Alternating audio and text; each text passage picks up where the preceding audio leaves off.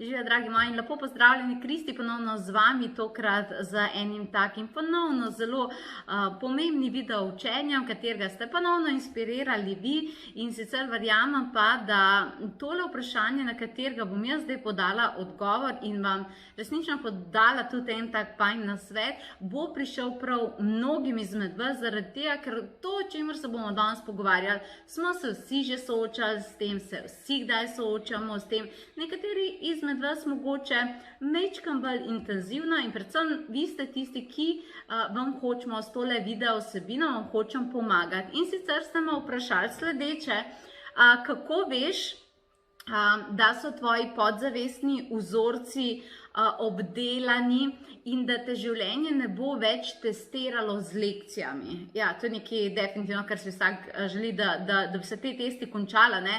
Pa da ne bi rabili ene in iste stvari obdelovati. Ne? In to je v bistvu res ful dobro vprašanje. Kako veš, da si zaključil neke svoje lekcije v življenju, da se ti ne bojo več, temu rečejo ljudje ponovadi, slabe stvari ponavljale. Okay? Zdaj bi vam dala, v bistvu pripravila sem vam nekih 5 točk, kako boste vedeli, ali ste že zaključili svoje podzavestne lekcije ali pa se vam še seveda vedno dogajajo. Takole je. Kako veš, da se ti, bom šla iz drugega konca, okay? Kako veš, da imaš še vedno podzavestne vzorce, kako veš, da te verjetno bo še življenje kdaj testira, zaradi tega, ker nisi uspel teh prejšnjih testov nekako uspešno obdelati. Okay? Prva točka, jaz si rečem kar vžigalca. Okay? Torej, naša prva točka je vžigalca. To pomeni, da veš, tako da imaš še vedno neke stare lekcije in vzorce tako, da te vse spominja na to, tako bom rekla. Ja. To pomeni, da je vsaka situacija, ki se ti v tvojem vsakodnevnem življenju zgodi, nekdo nekaj reče, z nekom padeš v neko interakcijo, ne vem kaj, takoj vržeš vžigalco na to, ja, sej to je pa isto, kakor je že bilo, sej vem, da bo ta človek glih tako, kakor je bil človek iz moje preteklosti. To pomeni, da na vsako novo okoliščino in na vsako novo stvar, na nov odnos, na nov dogodek odreagiraš z primerjavo. To pomeni, vržeš to vžigalco, takoj požgeš, to je pa isto, kakor je bilo v preteklosti. To pomeni, vsi ti ljudje so si isti, oni bojo isto odreagirali in oni te bojo isto izdali, kakor so te ljudje v preteklosti izdali in ti si to vedel. In ponovadi si res to tudi manifestiraš. Če to delaš, če že v štartu pričakuješ, da bo nekaj slabo, si ponovadi vržeš vžigalco na to. Definitivno se temu reče vžigalca preteklosti, ki pa definitivno lahko požge tvoje odnose pa tako v sedanjosti, kar si pa noben ne želi. Ampak ljudi niso obtoževati, ker to počnejo, ampak ljudje pač niti ne vejo, da to počnejo zaradi tega in da njihova podzavest išče primerjave, zaradi tega, ker so bili v preteklosti res zelo močno prizadeti in v bistvu ta bolečina se s časom nikamor ne umakne, samo potuhne se. Dosti ljudi misli, da bo čas naredil svoje, pa če se ne dotikaš neke stvari, pa jih probaš kar pozabiti, da se to ne zgodi. Stvari se ne pozabijo, stvari se lahko samo zdravijo. Razumete? Pač ne moreš pozabiti, pač nekaj moraš s tem narediti. Tudi če si bolan, ne moreš kar pozabiti, bom pozabil, sem bolan, pa trebaš kakšno pomoč, pa kakšnega zdravnika, pa kaj, a je to tako, ne moreš kar malo pozabiti, Skratka, to je vaša prva točka, to pomeni, da nove situacije vedno primerjate s preteklostjo in pričakujete negativne izide, čeprav v sedanjosti ni še potrditev, da bo šlo karkoli narobe. Druga stvar je, ta hrčkovo kolo, jaz njemu pravim, to pa pomeni, da se ti preteklost res ponavlja. To pomeni, da se ti ene in iste situacije ponavljajo samo z različnimi okoliščinami in različnimi igralci. Ampak da se ti res ponavljajo ene iste stvari, da si skozi zaciklan, da se skozi isto počutaš, da polka te manj spusti, da spet greš v isti krog, da, ne vem, si imel odnose, ki so se končali, pa spoznaš nove ljudi, pa mogoče ne pričakuješ kaj negativnega, ampak glihko ti naredijo iste stvari, kakor tiste ljudje iz preteklosti. To ponovadi sproža duša. Nekaj morate razumeti. Duša ne bo rekla, eno stvar nisi obdelal, čas in prostor bosta naredila svoje, jaz bom to spustila. Čas in prostor duši nič ne pomenta. To mogoče človeku na zemeljski ravni pomeni, ampak duši, čas in prostor nič ne pomenta. Ona je tukaj zato, da obdeluje svoje lekcije, da se uči stvari, da raste, razumete? In če tega ne dobi, bo stvar ponavljala. Ne bo spustila čas s časom primer stvari. Ni to njeno poslanstvo. Njeno poslanstvo nima veze s časom na zemlji. Razumete? Gre se za izkušnje, nabor in rast, ki jo ti dosežeš ob raznih situacijah, ki jih premagaš. To nima veze z uro. Razumete? Dosti ljudi misli, ja, ok, z uro bo vse minilo. Nič ne bo minilo. Z oči duše to pomeni, je samo nek čas se odvil, ampak ona ni dobila svoje rasti. Ona ni dobila tega, kar je hotla. Kaj misliš, da bo rekla? Ja, ampak čas je minil. Dober, dragi human, dragi človek, pustila te bom primer. Neče. Ne bo šlo to tako, a veš? Res ne bo šlo to tako, ok? Skratka, to je tvoja druga točka, kako veš, ok? To pomeni, da se ti ves čas, ampak res ves čas ponavljajo ene in iste stvari. Tečno. Ok, gremo naprej. Kaj bi še bilo? Recimo, naslednja stvar. Drugi ljudje lahko zelo močno vplivajo na te. Kaj mislim, to pomeni vplivajo na te? To pomeni, da imaš ti neko določeno stališče, točno veš, kaj hočeš, točno veš, kako hočeš, točno veš, da je tako prav zate, okay? Ampak nekdo, ali mediji, ali zunanji svet, ali Janko Branko, ki pride mem, ti lahko zamenja mnenje. To pomeni, da ne znaš zelo trdno ostati za odločitvami, ki ti nekdo lahko navrže par svojih argumentov in ti podvomaš vase. Ti ful močno podvomaš vase. To je še ena izmed stvari, ki je resnično rizičnih. Ker ko imaš ti neko odločitev, da boš nekaj zrastel, da boš nekaj naredil in spremeniš to za nekega drugega človeka, to pomeni, da to delaš zaradi preteklih vzorcev, zato ker imaš še vedno veliko podzavestnih strahov, veliko stvari, ker sebi ne zaupaš, kako se bo odvila, ampak to je travma vezana na samo preteklost, razumete ljudje? To je res vezano na preteklost, zato ker so se vam slabe stvari zgodile. Tako, to vam definitivno želim povedati, ker tukaj tudi je nekdo, ki bo nezadovoljen in spet je tukaj ta duša, resnično bo nezadovoljna s tem, ker ne vem, ona je tukaj, da sebe izraža, da ima svoje izkušnje, ki si jih zbrala in če te ves čas hebla ka neko marionetko, razumeš, ni glih preveč dobra novica, tako da tako tudi veš, da imaš podzavestne, predvsem tukaj se gre podzavestne dvome vase, pa podzavestne strahove. Lahko imaš več stvari, ampak le je predvsem vezan to na odnosu do tebe, ne. Kako vemo še, da imamo težavo z podzavestjo, čustvenimi vzorci in tako naprej? Vse doživljaš čustveno. To pomeni, da ti nekdo nekaj reče, pa se nekaj zgodi in kljub temu, da še nima direktnega vpliva na tvoje življenje. Če ima direkten vpliv na tvoje življenje, je to, kar bom zdaj povedala, normalno. Ampak da še nima direktnega vpliva na tvoje življenje, da ne veš, kaj se bo zgodilo s tabo, da nimaš še nobenega dokaza, da bo nekaj slabo zate, ti pa čist fertik. Grozen, vse propada. A razumeš? Ti v ta krč padeš, dragi moji, tukaj res v ta krč padeš, prav tako si, ne? To zelo te je strah. Okay? Močno jokaš, srce ti razbija, recimo to razbijajoče srce, ki drgeta, temu rečemo, ful velik pomen, kje pa dobiš v želodcu, ne moreš spati, ne moreš jesti.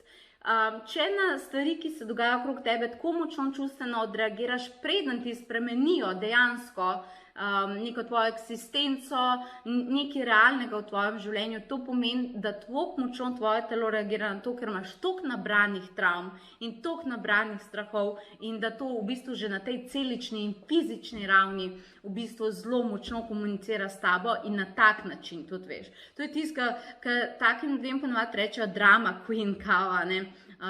Ampak ne vem, no, jaz takim ljudem to ne pravim, jaz tam pravim to, da so ljudje, ki so res bili toliko straumirani v preteklosti in vse jim je zelo potem ta instantni odziv in je vedno toliko močen zaradi tega, vsega, kar je naloženega v njih, in takim ljudem so se ponovadi resne stvari v življenju zgodile. In še zadnja točka je pa manifestacijska blokada.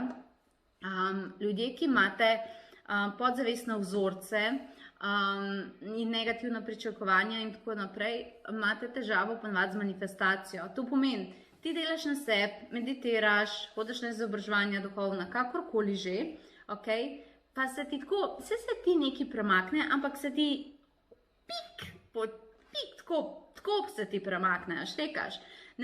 Pa poslušaš sosedo Franco in ona isto dela, kot ti, pa še manj, nje se pa vse premika. Ona si je pa vse zmanifestirala, štekaš. In pa gledaš Franco in si misliš, a ima vesolje njo rado, pa mene ne, a zakaj je to tako?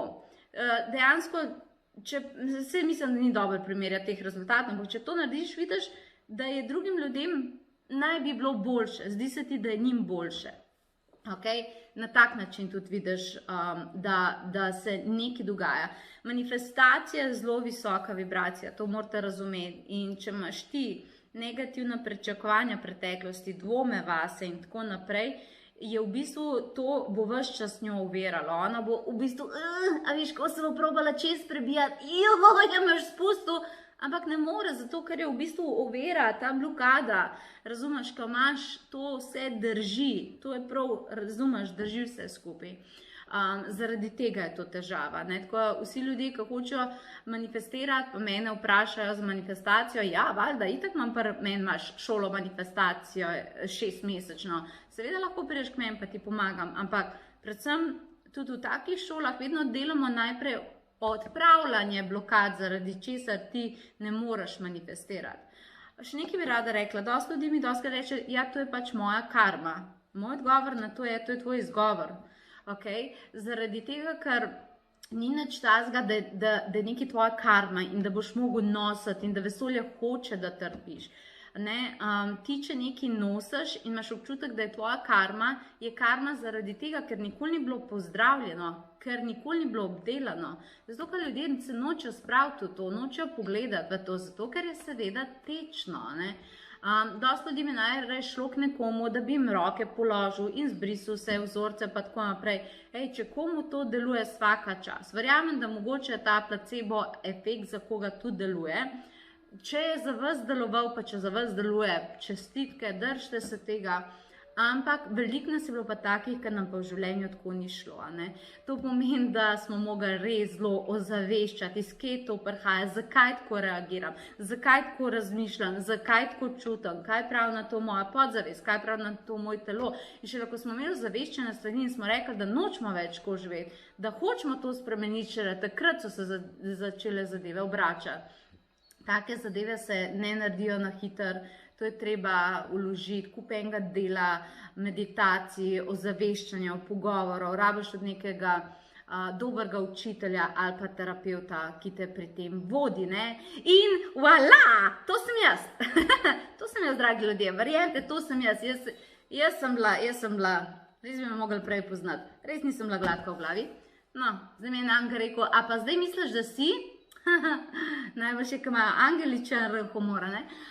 No, kakorkoli že, tudi če sem zdaj malo usekana, dragi angeli, sem na pozitivno, Skratka, dragi moji, pri meni se boste vedno imeli fajn, zabavali se boste, krati pa bomo tudi pogledali v resne stvari. Vem, kako se to dela, ogromen znanja imam.